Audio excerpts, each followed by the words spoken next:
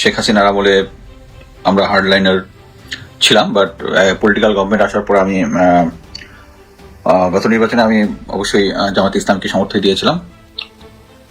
But BNP এখন সরকার গঠন করছে, আমি চাই তারা কাজ করুক। বাট আমি মেজর কোনো কিছু ছাড়া কোনো কিছু নিয়ে কথা বলবো না বলেছিলাম। বাট কিছু কিছু জিনিস আছে যেগুলো আমার নলেজের ভিতর আছে, সেগুলো আমি মনে করি আমাকে বলা উচিত। আমি চাই সরকার ঠিকমতো কাজ করুক, বাট তারপর যে সমস্ত গ্রস লেভেলের যে সমস্ত অনিয়মগুলো আছে সেগুলো নিয়ে আমি কথা বলবো। এর আগে আমি আগের একটা বড় একটা মিলিটারি অফিসারদের একটা পোস্টিং অর্ডার হয়েছিল, যেখানে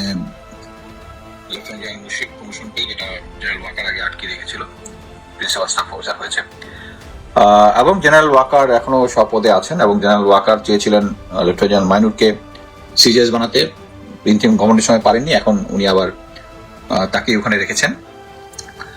এখন নতুন যে পোস্টিং অর্ডার এসছে এর মধ্যে অ্যাকচুয়ালি আমি কথা বলার মতো আমি কোনো কিছু ইম্পর্টেন্স দেখিনি, বাট এই সেকেন্ডটাতে দেখেছি। প্রথমটার মধ্যে আমি অলরেডি বলেছি যে আমি যেটা শুধু নেসেসারি মনে করবো ওইটাই বলবো। এর মধ্যে একটা হচ্ছে ব্রিগেডিয়ার জেনারেল কায়সার ডিজিএফআই হয়েছেন, তার ব্যাপারে আমি অ্যাকচুয়ালি ফেসবুকে অনেক কিছু দেখলাম তার সম্বন্ধে।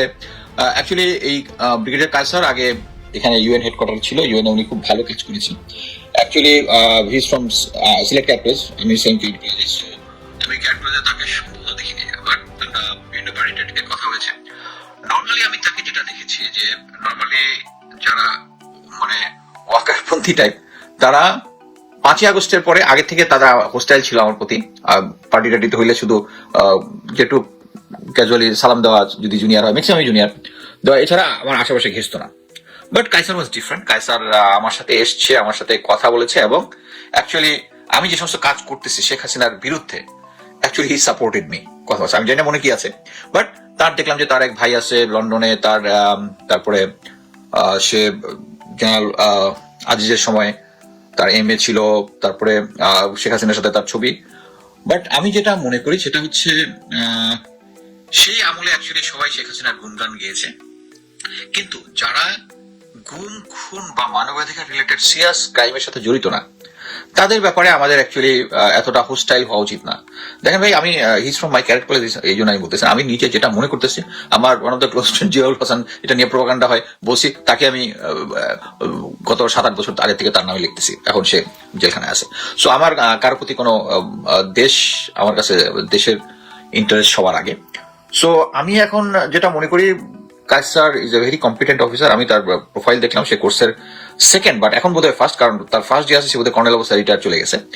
সো তার ইয়াতে নেগেটিভ আমি কোনো কিছু দেখিনি, বাট যেটা হচ্ছে তাকে সে পজিটিভ না নেগেটিভ, এটা আমরা অ্যাকচুয়ালি দেখবো তার ফিউচার অ্যাকশনে সে যে সমস্ত কাজ করবে। বাট এর আগ পর্যন্ত আমি তাকে আওয়ামী লীগ ট্যাগ দিতে চাই না, কারণ শেখ হাসিনার সময় সে শেখ হাসিনার বিরুদ্ধে আমার সাথে কথা বলেছে। আমি আমাদের ক্যাট কলেজের একটা পিকনিকের মধ্যে সে এসে লং টাইম কনভারসেশন করেছে, যে নর্মাল লং টাইম কনভারসেশন সে করেছে। সো ওই রকম যদি সে হার্ডকোর যদি আওয়ামী লীগ হতো, এটা করার কথা না। তো আমি তাকে বেনিফিট অফ ডাউট দিতে চাই। আমি মনে করি যে তাকে লেস ওয়ার্ক, তাকে কাজ করুক। বাট তার যেটা হয় আর কি, আমি জানি না এখন পর্যন্ত সে ডিজিএফ এর পূর্ণ কন্ট্রোল নিয়েছে কিনা, বাট এখনো আমার এগেনস্টে কিছু ওই যে কতগুলো অ্যাকাউন্ট আছে না, জিরো ফলোয়ার জিরো ফলোয়িং, মানে আজকে অ্যাকাউন্ট ওপেন করছে করে আমার অ্যাকাউন্টে আসে 2-3টা আমার এগেনস্টে 2-1টা ফটো কার্ড ইয়ে করে দিয়ে চলে যায়। এটা চালু আছে, এবং এটা আমাকে ডিজিটাল যদি বলুক স্যার এটা আমরা করি না, your people are doing it, you don't have a control over it, simple. So আমরা ফিউচারে দেখবো। এবং প্লাস হচ্ছে আমি ডিজিএফআই থেকে নিয়মিত মাসোহারা পাওয়া যারা আছে, জুলকারনাইন স্যার ইদানিং দেখতেছি মানে কিছু সহি পোস্ট করতেছে। তার একটা পোস্ট আমি শেয়ারও করছি, যেটা রাইট, শেয়ার করতে আমার কোনো সমস্যা নাই। বাট আমি মনে করি যে ডিজিএফআই এবং দেশকে যারা রক্ষা করবে, তারা দেশপ্রেমিক যারা আছে তারাই তাদেরকে রক্ষা করবে, বিকজ তারা সবসময় রাইট কাজ করবে। আমি যেটা মনে করি যে তারা সবসময় রাইট কাজ করবে, এবং আমি তাদেরকে ডিফেন্ড করতে চাই যে ডিজিএফআই যে কাজটা করুক। কারণ সো জেনারেল জাহাঙ্গীরকে চেঞ্জ করে ওকে করছে, আমি মনে করি যে he is the right man. এবং একটাও বুঝতে হবে যে বাংলাদেশের যত যারা জিনিয়াস, তারা আবার নিজের লাভ ক্ষতিটা খুব ভালো বুঝে। লাইক আমি আগে বলছি, জেনারেল ইকবাল করিম ভুইয়া, ভেরি জিনিয়াস। আমার দেখা বাংলাদেশ সেনাবাহিনীর মধ্যে যদি genius is concern, he is the best. But তাকে যদি ভারত কন্ট্রোল করে, এটা ভারতের জন্য ভালো, আমাদের জন্য ভালো না। সো আমি মনে করি যে আমি কায়সার রশিদের সাথে কোনো ভারতীয় কানেকশন বা নর্মালি যেটা হয় একজনের সাথে একটা লং কনভারসেশন করলে তার মাইন্ডটা বোঝা যায়। আমার কাছে যেটা মনে হয়েছে is a good guy, let him work, তার পিছনে এত লাগার কোনো কিছু নাই। But let's talk about some other issue. সেটা হচ্ছে রিসেন্টলি আপনারা দেখেছেন যে একটা নতুন পোস্টিং অর্ডার বেরিয়ে হয়েছে। পোস্টিং অর্ডারটা হচ্ছে lieutenant general Shahin, commandant NDC, যাকে আমরা কয়েকদিন আগে শুনেছিলাম যে উনি বাড়ি চলে যাচ্ছেন, তাকে বাড়ি পাঠিয়ে দেওয়া হচ্ছে। যখন মেজর কি বলে, আমরা যখন দেখলাম যে স্যার কোথেকে আসলো, ইয়া থেকে জুবাই সালিন স্যার যখন ইয়া থেকে আসলো, অ্যাম্বাসেডর থেকে ফেরত আসলো, তখনই আসছিল যে উনি আউট হয়ে যাচ্ছেন। কিন্তু উনি আবার কোথায়, কমান্ড্যান্ট এনডিসি। কমান্ড্যান্ট এনডিসি মানে হচ্ছে এটা একটা ট্রেনিং ইনস্টিটিউশন। সো এটার সাথে কিন্তু আর্মির অন্য অপারেশনাল কোনো সম্পর্ক নাই। কার আছে? চিফ অফ জেনারেল স্টাফের আছে, কোয়ার্টার মাস্টার জেনারেল আছে। তার যে আর্মির ইকুইপমেন্ট প্রকিউরমেন্ট যত কিছু আছে এগুলোর সাথে উনি জড়িত। আবার জেনারেল মাইনুর হচ্ছে জেনারেল ওয়াকারের চুজেন, সে হচ্ছে সিজিএস। সো আমি যেটা দেখতেছি সেটা হচ্ছে যারা জেনারেল ওয়াকারের কন্ট্রোলের এবং ট্রাস্টেড লোক তারা ফেরত এসছে আবার। এটা আমি জানি না বিএনপি এটা কিভাবে নিবে বা তারা কি জেনে বুঝিয়ে করতেছে কিনা। আমি যে বিশ্বাস করি যে ব্রিগেডিয়ার জেনারেল শামস যিনি আছেন উনি এই ব্যাপারে ভালো মতোই জানেন। জেনে শুনে যদি তাদেরকে অ্যাপয়েন্টমেন্ট দেন তাহলে বুঝতে হবে যে উনি ভারতের এজেন্ডা ফুলফিল করতেছেন, ক্লিয়ার কাট। আমি একটা পোস্ট দিয়েছি যে জেনারেল শাহিন যখন আগস্ট বিপ্লব চলে তখন উনি অজিত দোভালের সাথে কথা বলেছেন এবং অজিত দোভালকে বলেছেন যে জেনারেল ওয়াকার ইজ আনফিট, আমাকে সেনাপ্রধান বানান, আমি এই বিপ্লব দমাই দিব। এবং এরপরে জেনারেল ওয়াকার তাকে ইন্টারভিউ নেয় এবং তার টেক্সট মেসেজ তাকে দেখা যায়, তুমি এই টেক্সট মেসেজ করতে অজিত দোভালের কাছে। তারপরে এবং তখন যখন আমি বিপ্লবের সময় এই কথা বলছিলাম তখন কেউ ডাউট দেয় নাই যে ভাই কোনো প্রমাণ আছে এই যে এটা হয়েছে না হয়েছে। এখন বিএনপির লোক যারা প্রমাণ দিয়েছে, ভাই আপনার কাছে কোনো প্রমাণ আছে? এমন হয়েছে জেনারেল ওয়াকার এগুলা কথা বললে, বাট আমার একটা মিনস ছিল এবং আছে এই সমস্ত ইনফরমেশনকে অ্যাক্সেস পাওয়ার। সো ওই সময় ওই লোকটা অজিত দোভালের সাথে ইয়া করছে, কিন্তু কেন তারে তো চাকরি থেকে চাকরিচ্যুত করার কথা, চাকরিচ্যুত তো করে নাই। তারা কি করছে, সেনা সদর থেকে এনডিসিতে পাঠাই দিচ্ছে, কারণ সেও ইন্ডিয়ান এজেন্ট, ওয়াকার স্যারও ইন্ডিয়ান এজেন্ট। সো এখানে আমার কাছে যেটা মনে হচ্ছে জেনারেল ওয়াকারের কন্ট্রোলটা এখন পর্যন্ত পুরাপুরি আছে। হয়তো বা এনএসআই এর জেনারেল ফরিদ যেহেতু আগেই জেনারেল ওয়াকারের সাথে কয়েকবার, তারেক রহমানের সাথে কয়েকবার দেখা করেছে, সো তার লয়ালিটি আমি মনে করি হয়তো রাজনৈতিক সরকারের সাথে আছে। কায়সার রশিদ আমি মনে করি তার প্রফেশনে সে প্রাইম মিনিস্টারের গোয়েন্দা সংস্থা সেই কাজ করবে। আর আমি যেটা জানি যে ব্রিগেডিয়ার শামস স্যারের সাথে কায়সার রশিদ স্যারের একটা ভালো আন্ডারস্ট্যান্ডিং আছে, কারণ ওনার যখন চাকরি থেকে ফোর্স রিটায়ার্ড হয় তখন সম্ভবত সে কোনো একটা হেল্প করছিল। যাই হোক, আমি আরেকটা বলি, lieutenant general Faiz, quarter master general to commandant NDC, sir সম্বন্ধে কথা বলার কিছু নাই। Major general Nasim, MIST to MOFA, this is very important. Major general Nasim actually বাংলাদেশের বিশাল ক্ষতি করছে। বাংলাদেশের যত কিছু শোনেন না, টাইগার আইটি ওইটাই, যত বাংলাদেশের ভোটার আইডি বা ন্যাশনাল আইডি যত ডাটা সব ইন্ডিয়া নিয়ে গেছে। This is the man who supplied it and who arrange it. Of course তাকে ধরতে লাভ নাই, সব দোষ শেখ হাসিনা। এবং এই কারণেই বেশ কিছু কম্পিটেন্ট অফিসারকে ডিঙিয়ে মেজর জেনারেল নাসিমকে মেজর জেনারেল বানানো হয়েছে। সো তাকে মুফাতে দিয়েছে, মানে হচ্ছে তাকে ফোর্স রিটায়ার করলে সবচেয়ে বেটার হয়। Then major general Morshed, 19 division to AG, again he was NSI during Sheikh Hasina.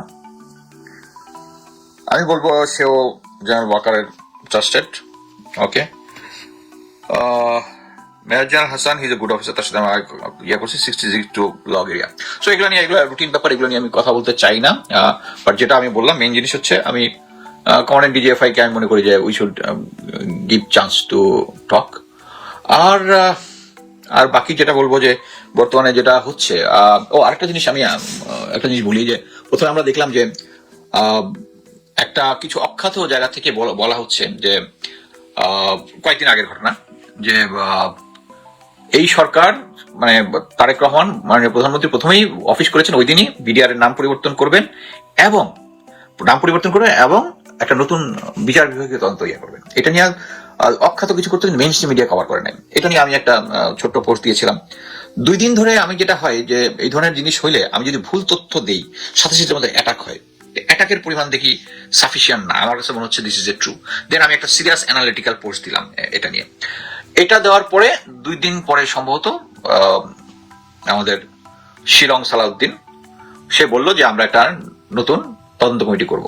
এর একদিন পরে 25 তারিখে আবার বললো তারা করবে না। তার মানে হচ্ছে আমি এর মধ্যে একটা অ্যাসেসমেন্ট দিয়েছিলাম যে তারা অ্যাকচুয়ালি মার্কেটের মধ্যে যেটা এটা আওয়ামী লীগ আমলের শুধু বলবো না, এটা প্রতি আমলেই সরকার যেটা করে একটা মার্কেটে ছাড়ে জিনিসটা, সেটা পাবলিক রিয়াকশন দেখে। পাবলিক রিয়াকশন যদি দেখে এটা হোস্টাইল, তারপর এটাকে ব্যাক অফ করে। সো শিলং সালাউদ্দিন মিয়া এই এখন বলেছে যে পুরাতন সে নাকি আগে ইনভেস্টিগেশন রিপোর্টটা দেখে নাই। তার তো দেখার দরকার নাই, তার তো অনেক উপদেষ্টা থাকার কথা, তার এ ব্যাপারে সে ইচ্ছা করলেই যে কাউকে জিজ্ঞেস করে দিতে পারে। যাও, আমি ধরে নিচ্ছি যে সে তার কথাই ঠিক এবং সে এটা দেখে তাকে এটা নিয়ে বিচার হবে। বাট আমরা দেখি কি শুরু হয়। বাট আমার কাছে যেটা ধারণা যে এই ইনভেস্টিগেশন রিপোর্ট যেটা অলরেডি মার্কেটে চলে আসছে, যেটা ফেসবুকে ঘুরতেছে, যেটা আমিও শেয়ার করেছি এবং এটা আমি কনফার্ম করেছি এটাই সেই অ্যাকচুয়াল অরিজিনাল রিপোর্ট। এর সাথে কিছু অ্যানেক্সট্রা যেগুলো এগুলো সম্বন্ধে দেয়নি, বাট মূল রিপোর্ট এটার মধ্যেই ভারতের ইনভলভমেন্টের কথা বলা আছে।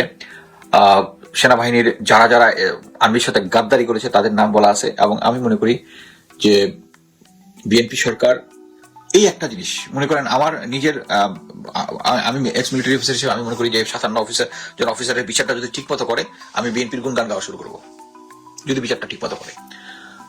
হ্যাঁ, আমার ওইটা নিয়ে কোনো কনসার্ন নাই। আমি জানি যে বর্তমানে যে বাংলাদেশ ব্যাংকের যে একজন নতুন দিয়েছে, it's the worse of the worse করুক। একজন ঋণ খেলাপি, একজন ব্যবসায়ী যার কোনো ব্যাংকিং অভিজ্ঞতা নাই, তাকে দিছে ওর্স ডিসিশন। ওকে, আমি ওকে উইথ ইট। বাট এই পিলখানা হত্যাকাণ্ডের বিচার আপনাদেরকে করতে হবে, না হলে লেগে থাকবো আমি। আমার কথা কি হবে না হবে এটা ম্যাটার, বাট আমি এটার পিছনে লেগে থাকবো। আরেকটা হচ্ছে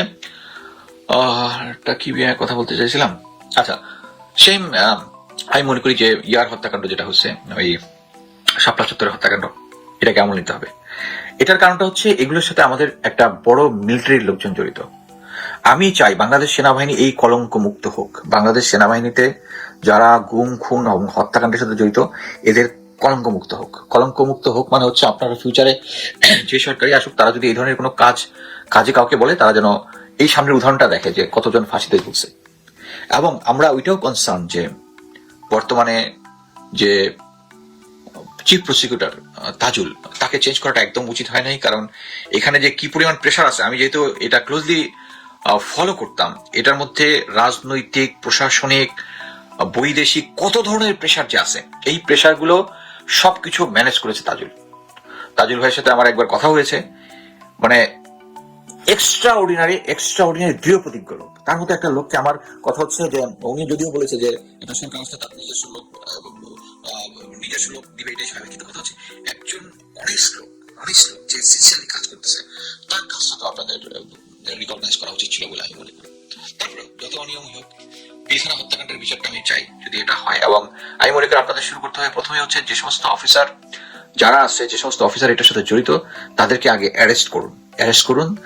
এবং মনে করেন যে ওইটা হইলে হবে না যে জেনারেল ওয়াকার এসে বলবে যে কি সে আমার লোক, অতএব সে ক্যান্টনমেন্টের ভিতরে একটা সাব জেলে থাকবে। এটা হইতে পারবে না।